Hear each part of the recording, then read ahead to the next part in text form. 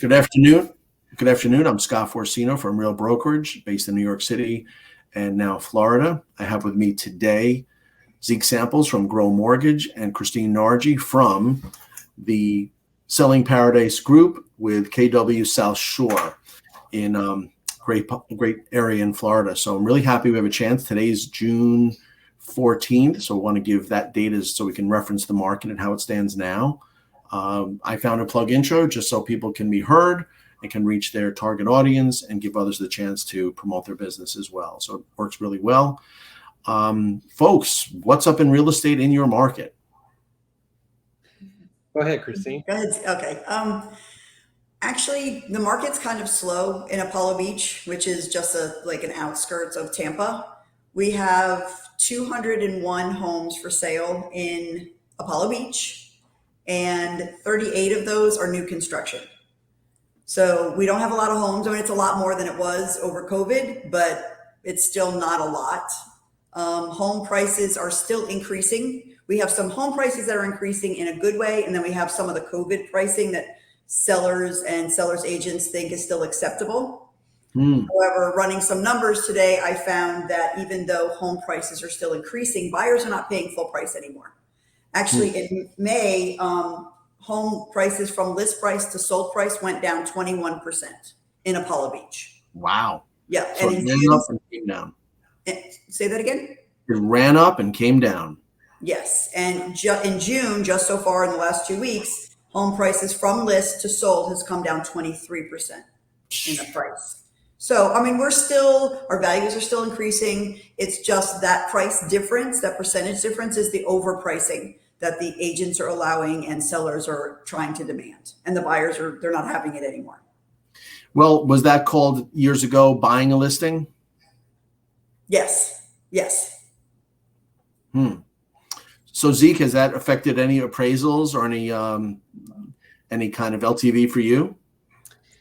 Appraisals can be interesting. I recently did a bus tour with some agents that were invited or that joined in on it to ask an appraiser. It was kind of a Q&A, and we structured it with 3 comps, and then we ended up at the subject property as the last stop. And there we had lunch inside the house, and it was great to always get his thoughts on everything because he has a real pulse on what is going on and what he's seen. And just going over the factors of location, I feel like was one of the main takeaways. In Christine and I's market, a lot of construction, a lot of growth is going on, a lot of 2 grocery stores within slingshot toss of each other. So there's a lot of things that are creating the hype and the want to be here feel. Roads are already expanding. There's still some traffic, but I know once that catches up, that's going to even make it look more beautiful from the highway, even with off the exit ramp. So I think that appraisers are factoring some of that in. There's tons of schools around here, a lot of really good schools, and that's a good selling tool as well that always factors into an appraisal. But appraisals are interesting in a sense of their value because the appraisers don't have to ever they're not incentivized to go above what the contract states. You know, they get a copy of the contract says $500,000. They don't have to say it's 530,000. They sometimes, even the appraisals we've seen lately are to the dollar. So if it's 500,500, it seems to be a $500,500 appraisal. So it's definitely kind of staying pace. I don't see it going under or going below. Interesting. That's great because I know as markets change, especially with the increase in prices, I know that years ago when this happened, banks would try to underappraise, so have a little bit more tolerable loan to value, and that has not happened, it seems. Right. One other thing that I'd like to point out, though, is since this is going to be seen by people all over the country, we're talking about the Tampa market in Florida. National news has a gloom and doom depending on where you're located, and we're not gloom and doom here. We're bright and sunny and full of paradise. So just So we wanted, I just want to make that clear that this is Tampa and our market here. And I'm glad you said that, because I was with kind of his think tank recently in Jupiter, Florida, and they said people are reading the national news and it's, as you say, doom and gloom or scary. And they said, listen, it's not indicative of this market. We live in a place that people vacation, and people are second homes, and even retirees who cashed out up north, and now they're buying stuff simply because they want to. And there's a lot of reminiscence of this prior crazy market. They just became aware of places that they want to live. Right. Yes. It became more suitable for them. Yeah, more practical, and even other things like the weather, no winter, and the tax consequences are so attractive. So yeah, that's a really great point to let people know that you're different than others and don't believe the hype, so to speak. Right. Right. So there's no more over ask and more negotiation. How about, are people looking for kind of benefits like seller paid closing costs? Is that a way to address the increase in rates? Yes. I mean, like the last couple deals that I've had, buyers were asking for closing costs, or they wanted a price reduction. And I encourage my seller to not offer a price reduction, but to offer whatever. If the house was 500,000 and the buyer wanted to pay 480, I said, no, how about 500, but my seller will give you 20,000 towards closing costs, because it saves the seller money. I mean, it keeps them a little bit more money, and then the buyer saves more money that way. So it also helps hold the home values too. Right. And Zeke, what's your position on that? I mean, when you hear that a seller does that and you learn about that in the contract, what can you do with that for the buyer? Well, we've talked about in past videos, it's great for incentivizing buying a rate down at this time. There was a past video you and I completed where the recent hype, all these lenders were talking about 2-1 buy downs, and how I said I was one of the few that was against that didn't believe that was a good idea. And you said, yeah, me too. And we kind of jumped on the same bandwagon because the benefit isn't really there like it would be if it was a permanent buy down. So there's definitely some incentives in doing that way. And then recently I've also mentioned to some of my agents that what they could do in the MLS is, instead of lowering that purchase price, you could put in there, seller agrees to contribute 2% or whatever dollar value they want to put in there. For this example, let's say 2% towards closing costs and prepays using approved lender.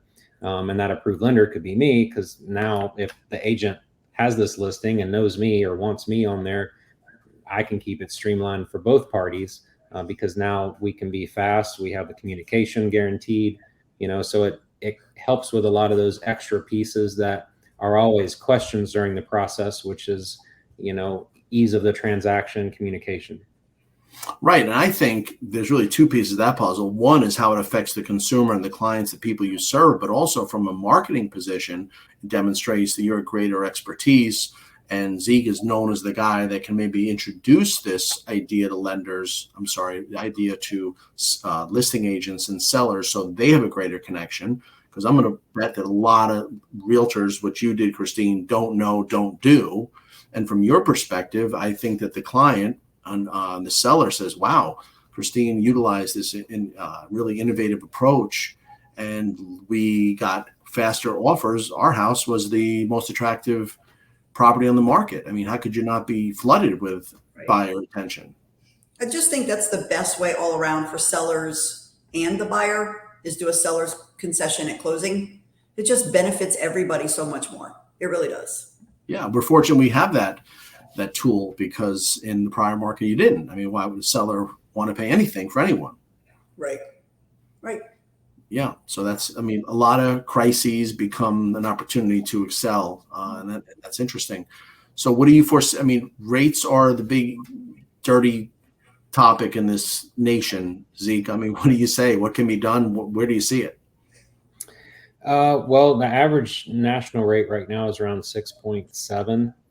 Of course, depends on credit score, down payment, those kind of things. But the Fed spoke today as well. So it's kind of a interesting time to have this video and also have that question answered.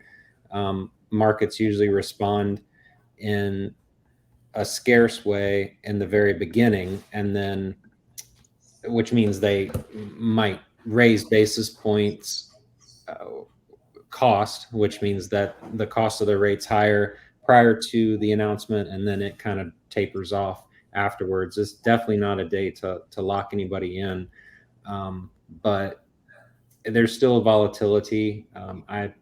Yesterday the inflation numbers were lower than expected, which is a positive. So I haven't heard the announcements because they happened around the beginning of our video time, but it's definitely something that is always a question in the buyer's mind. But then we need to approach it as selling tools, like Christine and I have mentioned already. Incentivized to get them still into the home and help buy an interest rate down, things like that we can do to help them.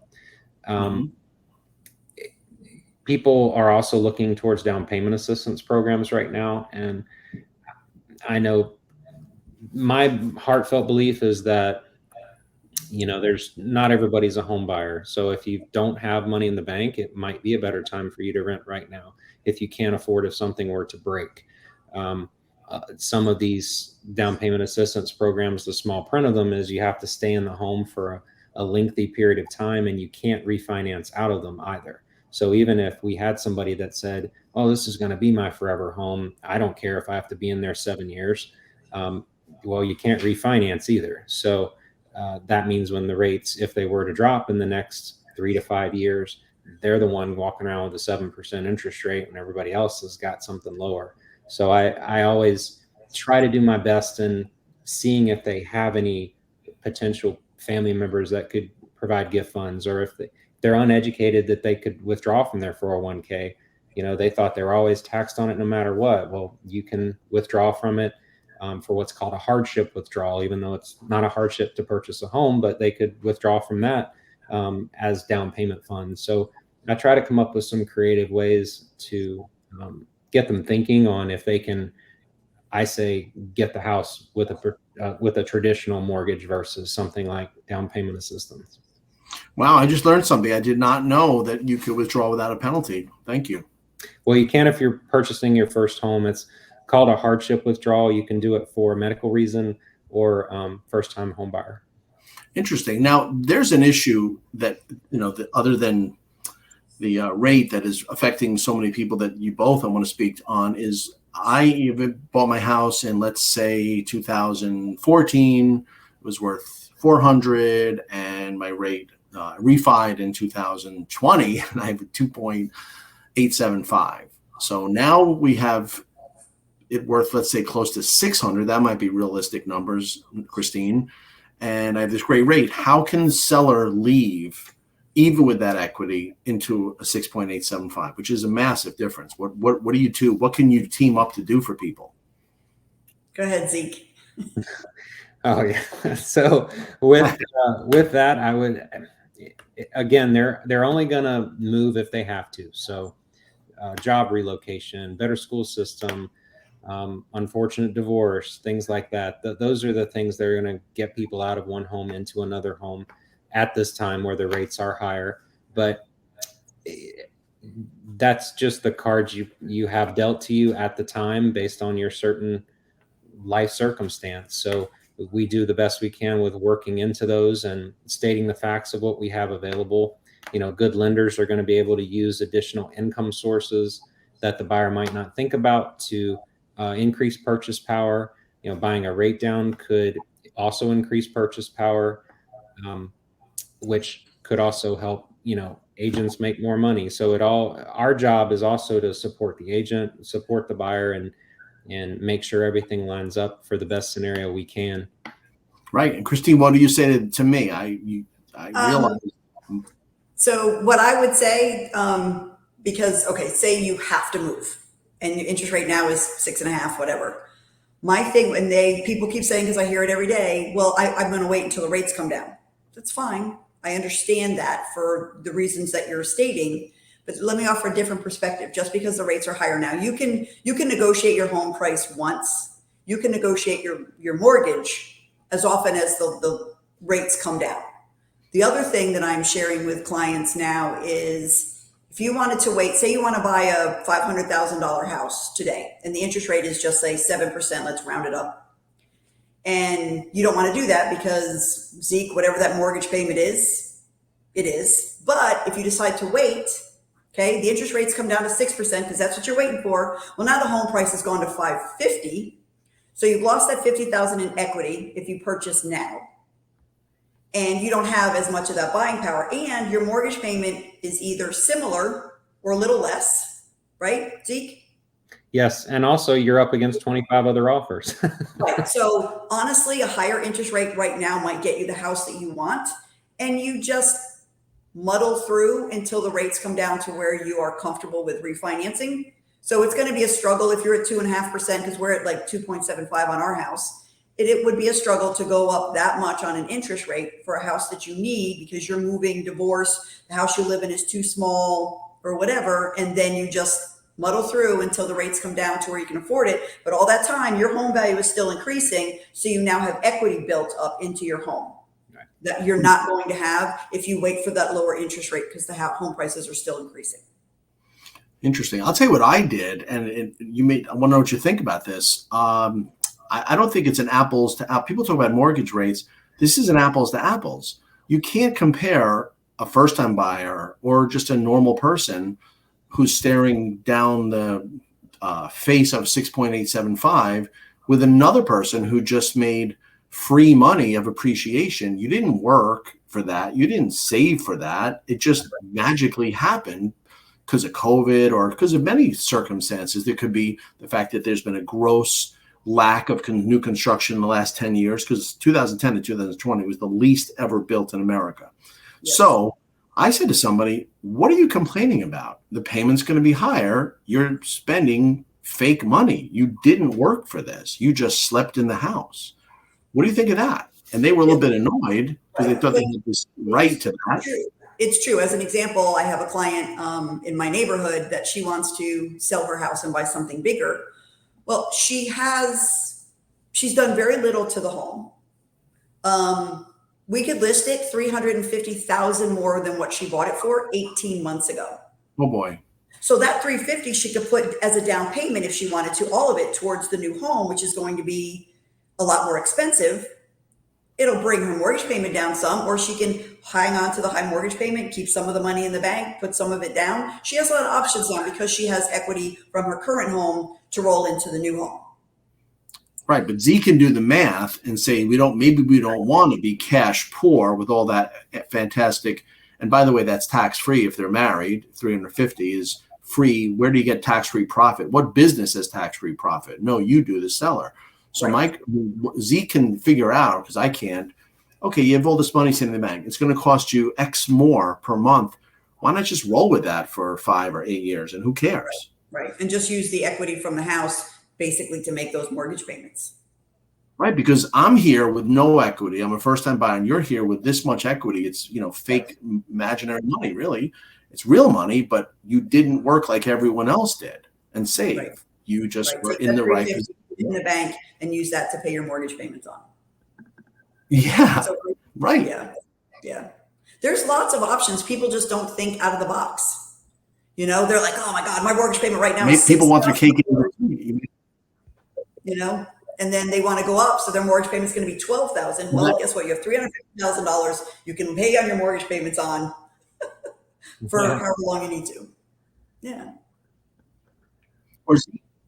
Or Z can show them that, worst case, I'm just making up a number, it's $650 more. So 12 months, it's $7,000 out of $350. Come on. Right. Yeah. Right. I mean, you can cry about the number, but when you really break it down, and 7,000, if I'm right, I have no idea. I mean, if I ballpark it, 650 might be the number, right? I don't know. But Z can certainly give you to the penny what it is. If you say each year 7,000 more under these. Yeah, but what I'm talking about would be from, say, $1 million house to a $1.5 million house. That price difference, and they have $350,000 equity in the home that they currently own. So whatever that difference is, based on what they were paying versus what they're going to pay, is what talk to them about. No, I agree. So there's two different things. Do you put the money towards the purchase price, or do you maintain it maybe in a place where you're making a few dollars and make payments from that, which buys you a lot of years of relief from the supposed terrible rate increase? Right. Yeah. So there's options that people just don't think about. Yeah. I mean, I guess it's, yeah, but okay. So that's subject to a preference. But the point here is you two as professionals really having the capability of explaining that in a superior manner than your competition. Right. Because they're just going to be scared, period. Rates are up. I can't sell. Rates are up. Christine, well, I can't sell. Well, you can. Here's how. Right. No, I agree.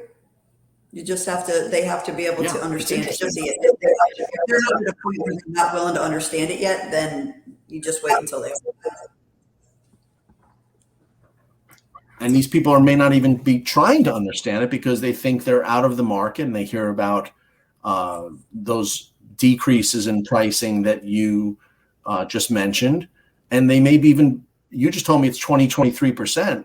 Maybe they should sell now before it's 35, 40, because I think it is going to be 35, 40%. Well, it's possible. I think part of these decreases are the over listing prices that the sellers and the agents are allowing, not necessarily that the values have decreased.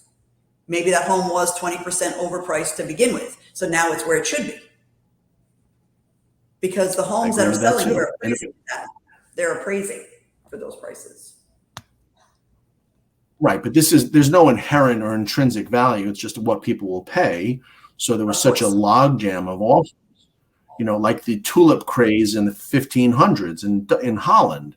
The flower wasn't worth thousands of dollars. It was the demand, just like you experienced. Correct. Yes. Correct. Supply and demand. So and we still have that. That's a really good way to rationalize it, to show that this is the accurate number. So stop, complaining. Right. Yeah, I agree. Yeah, that's interesting. So what do we see? I mean, is the summer going to have any consequence to your personal markets? I mean, vacations and school, does that play into anything?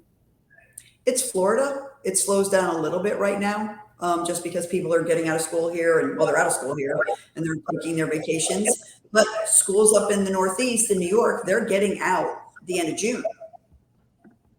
So they're going to do their vacation in July. They're going to come down to Florida and go, oh God, I don't want to go back to New York or Connecticut because it's expensive. And they're going to start house hunting. So right. And especially in a vacation resort, I've seen this a few times in a few locations. People vacation in an area and say, wait a minute, honey, this is nice. So you have a built-in market as a vacation place. Correct. Yeah, and we're also on the water. Sure. Yeah. And they're not making any more of that land. No, they are not making Zeke, any more. I know Zeke's entirely competent. And Zeke, do you share these strategies with agents and even this type of dialogue where they might gain from these strategies? I mean, is that one of your ways to market, reach them, and mastermind? Yes, and also just value adds to them as well, because they're always thinking about how to make deals work, and just things that some loan officers don't even know. When you're putting down 10% on a conventional loan, or the buyer's putting down 10%, you can now ask up to 6% for seller concession, and it goes up to 9%. So a lot of people just think 3% for conventional, and if more can get a deal done, then sometimes that's a very appreciated, because nobody really that I seem to run across knows that little trick. No, I have your seller concession sheet. I keep it with me. Yeah. So things like that, like the cheat sheet, and there's a couple page printout that I have for things to look for in an FHA or VA home. So if you're ever on a listing appointment and you're wondering, I wonder, this doesn't look like it might pass FHA, if you can refer to the little cheat sheet for that too. And then some marketing ways that that they can help them on or help themselves just on social media. Like there's templates from mailers and a whole lot of things that I have for templates up to 3,000. So, you know, you got years and years if you use them every day. Nice. That's for sure. Well, I mean, outreach is so important. And I really believe that demonstrating your authority and being accountable like you are and being seen. I've seen some pretty bad realtors with a lot of advertising, and they're seen more than others. So they say, don't be a secret agent. Let people know that you're here, you're able to serve them. And I think the best thing you can do is give others the chance to benefit as well. Then you're together in this versus being treated as an outlier. I think that agents do a terrible job of being part of the business community. They'll serve the business community, but they're not really always in it. They seem to be on this separate category, but they're not in it with a Main Street, part of the tradesman, part of the professional services that are offered. And that's one thing that, you know, I really feel strongly about. I try to integrate myself. And, you know, how many networking events have you gone where there's realtors, Christine? Why should you ever go to one where there's realtors? Why? Right. No, I hear you a lot. A lot. I just pick and choose because I just, you know, I'm a little selective on who I, you know, want to support. Right. I mean, there's, and I've seen that part out. No, it's okay. It's true. I mean, you want to, the great thing about real estate or being self-employed even is you pick who you work with. You don't have to accept every client or any colleague. Sure. That's important. Now, I've even seen, and maybe I want to ask you, have you seen this? I've seen deals rejected because of the home inspector or even in New York, the lawyer that's specified. And they say, wait, we could do a much easier transaction. So buyers don't even know that their offer is denied based on the professionals they choose. Have you come across that? I have not.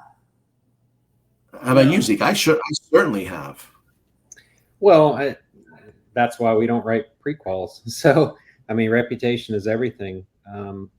I think it more is reliant on maybe a lender's perspective. I mean, where have you seen it, Scott? I wouldn't think somebody would turn a deal down because of an inspector or an agent.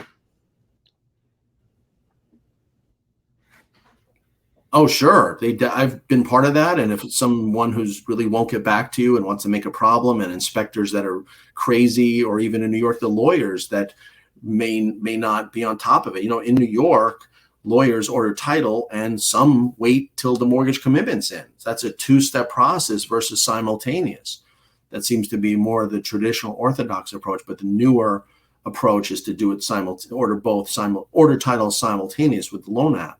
But there are agents that are really, really protective of maybe their market or their sphere, where there's somebody that they don't want to deal with XYZ inspection because they will give you 14 pages and say that the grass is too green.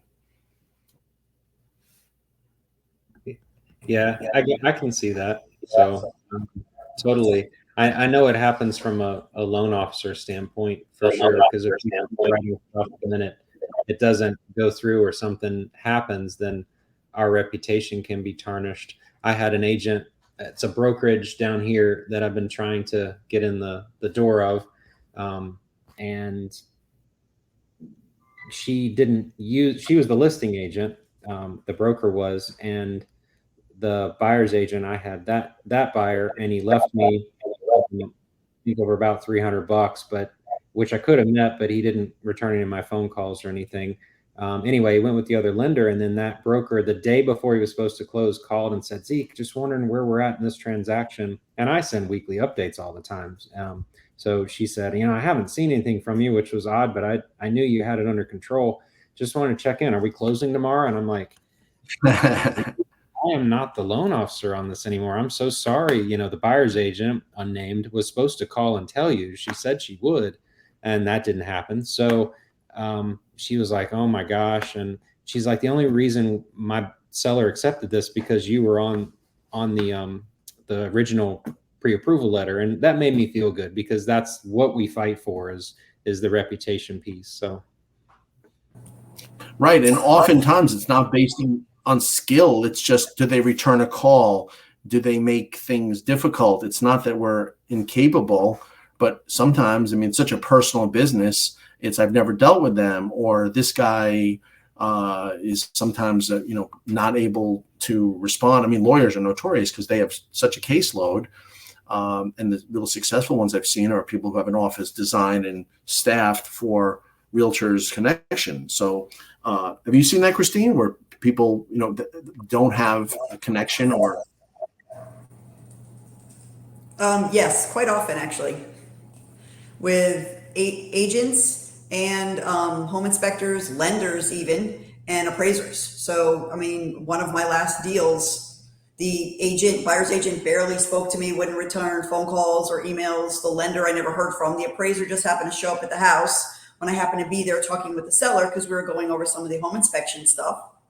So it's just crazy. I mean, the lack of communication and professionalism is it's out of control. It's just not acceptable. And that's something that people, the public should listen to this, because people do not realize how out of control we are. Let's say I'm a seller. Christine's a fantastic listing agent. She's top of the class. She's a great negotiator. She's everything we want. But if a buyer comes in with some realtor who's 14 days in the business, a Zillow lead, and they use some online lender, they don't work with Zeke because it's $17 less a month from this Rocket Mortgage or something. Now my purpose is entirely frustrated. I went out and got the best listing agent, but I can't control what buyer's agent shows up and what lender shows up. It's a really bad system. Oh, you're muted. Sorry, that muting thing is the problem. I've had a seller decline an offer because when I called to verify the pre-approval letter, the lender never answered the phone. So my sellers chose not to even accept that offer, because if there's no communication during this process, who's to say there's going to be communication through the rest of the process? Yeah.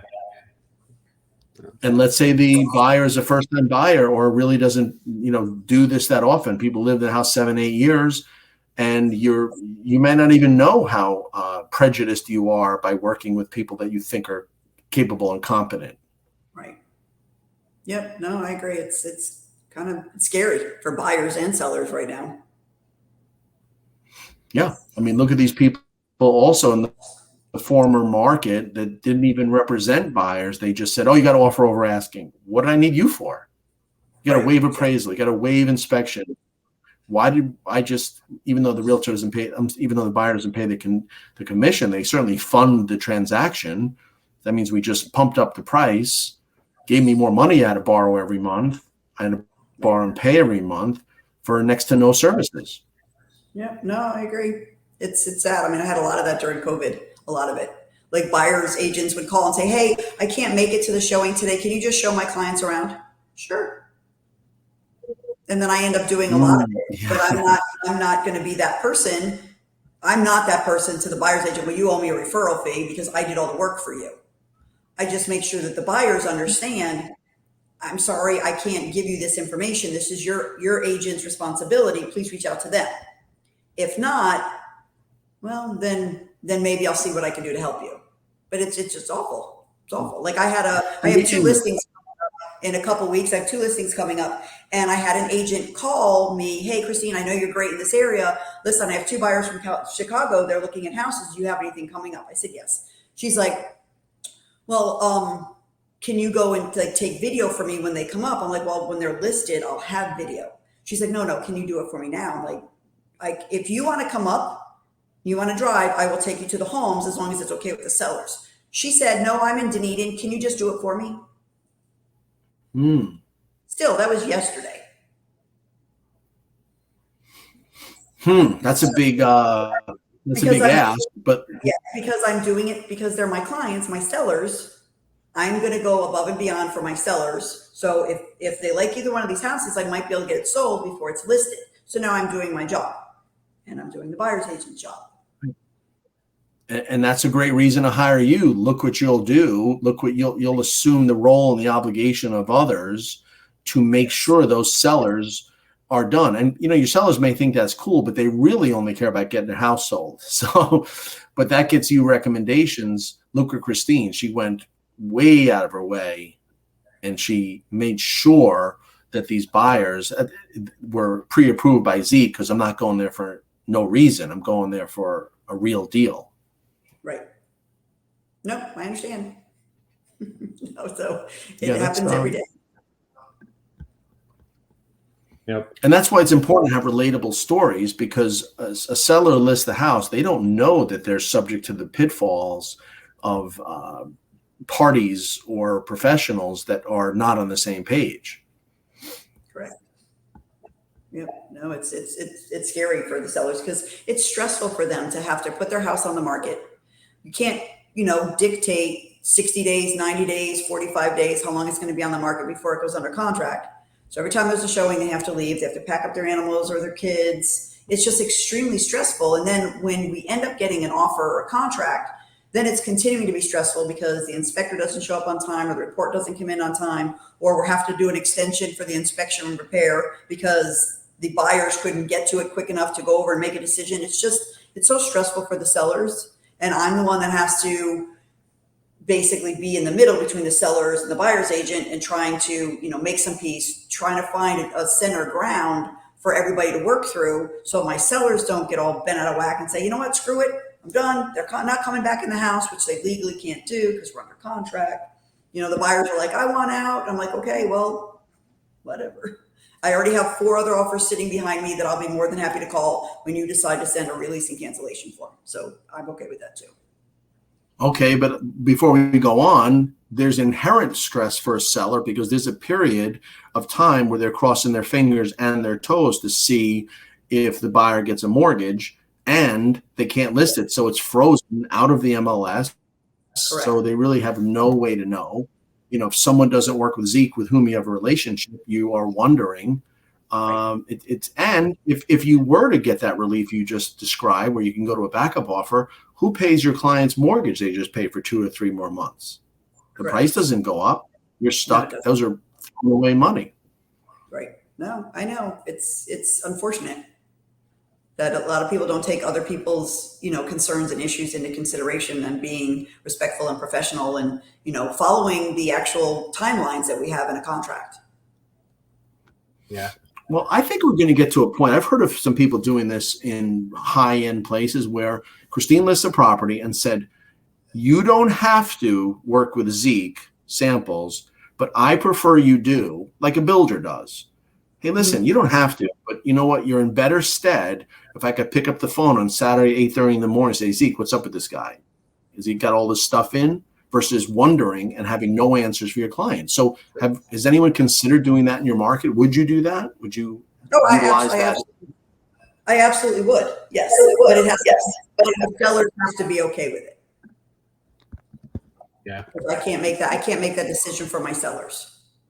Of course, but why wouldn't they opt for more security? They could meet Zeke. Zeke could say, listen, here's what we want from a buyer. So it's a great team. Mm-hmm. It's a good idea. Yep. Do that. One at a time, Scott. One at a time. The deals are one at a time, but the approach that's an approach, and we know builders do that, and it's met with some resistance. But if you're offering identical rates, there's no tricking, there's no hidden ball trick. Zeke is the person that the seller wants to be comfortable with. So at least he has to have a shot. He can't be excluded. Right. Well, nobody can be excluded, but I think that's a great idea that Zeke and I'll have to sit down and figure out how to come up with that, like a flyer or something that we can create that I can present to my sellers, present and future, on, this is what we're offering as far as, using a preferred lender. This is what it gets you. It gets you direct communication, guaranteed, I know where Zeke lives. So if he doesn't answer the phone, I can go knock on the door, kind of thing. Which is what a lot of my sellers do, because they know where I live. So if I don't answer my phone or text message, it never happened, thank God, but they can show up on my door because everybody knows where I live. Yeah. Great. And I think if you're this, I'd love to hear that as a seller. Say, listen, you don't get 2, you don't get 1, you get 2. We got 2 sets of eyes, and I can trust how this source, do you want to subject yourself to people that don't answer the phone? I don't think a seller alive would say no to that. And if you put it on MLS, you're not springing it on anyone. They know. And I'll tell you what, you'd be met with resistance. That's BS. That's not legal. All that. You'd get that. But you know it's legal. And you know that we're just exercising. Right. Yeah, it's like, and you're just exercising a preference. You're exercising a preference. And, maybe when we do these kind of dialogue, it really masterminds too and makes you think of approaches. Now, you'd be the listing agent that offers a far greater degree of security than your others that take a wash their hands approach. True. Yes. I already do go above and beyond as a listing agent that a lot of other agents do not do. So, But I'm not going to tell you because it's a secret. Great. Well, then the public needs to know to hire you. Well, then they'll find out. Okay. I got it. And it doesn't cost them anything, the other things that I do as a listing agent. So. Sure, that's not. And maybe if Zeke or some lender in another state somewhere took this approach and offered some kind of a discount, they'd have even a greater benefit. Maybe an offer can't be matched. Right. I agree. Yeah, right. I love the idea. It's as I said 3 times, builders do it, and they may not want to work with somebody who's maybe not even the area. You could get a lender from. I know what happened in New York for me. We live about an hour or so from the city. They would send appraisers from the city. They have no idea the neighborhood. They haven't been there maybe ever. Ever, yeah. Right. Yeah, we get appraisers coming in from like St. Pete or Lakeland that have never been to Apollo Beach and didn't know how to get there until that day. And you're going to appraise properties when you're like Lakeland, you're landlocked. You don't have ocean or the Gulf or Tampa Bay. And you're going to appraise the value of a water. Okay. Right. So why do banks do that, Zeke? How's that even done?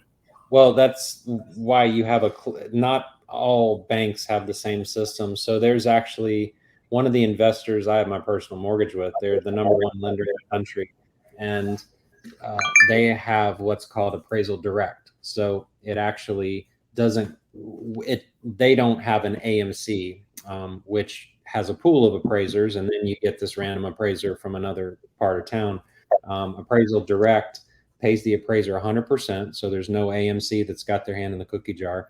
And then there's, it's basically a local appraiser, number 1. Number 2, the communication is there. So what Christine was mentioning earlier in the video, everybody that's involved gets an email that says when the appraiser has been scheduled, or when the appraisal has been scheduled, and when the appraiser is going to be there. So the time is there, and then you get an email saying the appraiser has completed the inspection. So everybody knows that too. It's just different levels, and not every lender is the same. And these are the parts that we like to share and explain to people when they're shopping and trying to choose somebody. I totally agree. Rates are rates, and that's an interesting thing. People say rates are rates. But the manner and the mechanism in which loans are underwritten and the service that are provided, that's the distinction. And look, this is not a computer. People have to go to bed on Fridays comfortable. They're not stressing all weekend. That's, to me, everything. That's making someone say, oh, it went smoothly versus, oh, we closed. They're not going to talk about the rate because it's like a rainy day. We all got the same rainy day. It's right. How do we handle it? And who was there for us? Right. That's great. Well, I found that as a professional in the legal profession and as a realtor and with different companies that it's who you align yourself with. And from a business networking standpoint, that's really how we've derived so much business over time. That providing, and I hate to say providing value, but giving a reason to work with someone is paramount. And as you do, and I commend you for hosting this platform, so many people who are hearing you have the opportunity to promote their business. That really earns your attention versus some email or some social media blast or some random message. This makes it makes your your platform that much more valuable, because we're here to benefit so many others.